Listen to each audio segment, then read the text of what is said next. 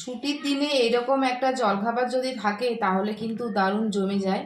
তো চলো আজকে বানিয়ে নিচ্ছি আলুর পরোটা। একটু অন্যরকম, পুর ভরা ঝামেলা ছাড়াই এই পরোটাটা বানাতে পারবে। তো এখানে দেখো নিয়েছি আলু সেদ্ধ, নুন নিয়েছি, আর নিয়েছি জোয়ান, আর নিয়েছি কাসুরি মেথি পাতা, আর একটুখানি আটা।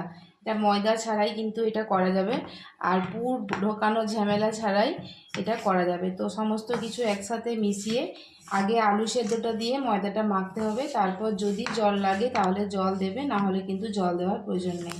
তো দেখো এখানে আলু সেদ্ধটা দিয়ে আমার মাখা হয়ে গেছে। এটা একটুখানি জল লাগবে, তাই একটু জল দিচ্ছি।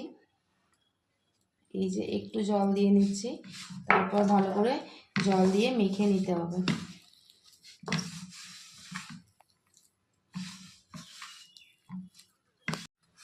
তো দেখো এটা মাখা হয়ে গেছে, ঠিক এইভাবেই মাখতে হবে, খুব একটা নরমও নয় আর খুব একটা শক্তও নয়। এই দেখো মাখা হয়ে গেছে।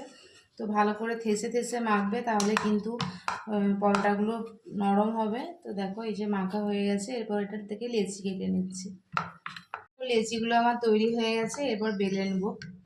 তো চলো এবার পরোটাগুলো বেলে নিচ্ছি। দেখো এখানে পরোটাগুলো কিন্তু পরোটার মতো করে বেলা যাবে না, এটা সেই রুটির মতো করে বেলতে হবে, গোল গোল করে। যেহেতু আলুটা দেওয়া আছে তাই জন্য সাইডগুলো দেখো একটু কেটে যাচ্ছে, আর এটা যেহেতু আটা দিয়ে করা হচ্ছে তাই এটা খুবই ময়দা দিয়ে করলে হয়তো নরম হতো বা সাইডগুলো ফাটতো না, এটা আটা দিয়ে করা হচ্ছে তাই জন্য একটু সাইডগুলো ফেটে যাচ্ছে। দেখো এটা বেলা হয়ে গেছে। দেখো এখানে আমার পরোটাগুলো বেলা হয়ে গেছে। এই যে প্যানের মধ্যে সাদা তেল দিয়ে নিচ্ছি, আগেই একটু দিয়ে দিয়েছিলাম, তোমাদের দেখাবার জন্য আবার একটু দিলাম। এরপর পরোটাগুলো আমি একে একে ভেজে নেব।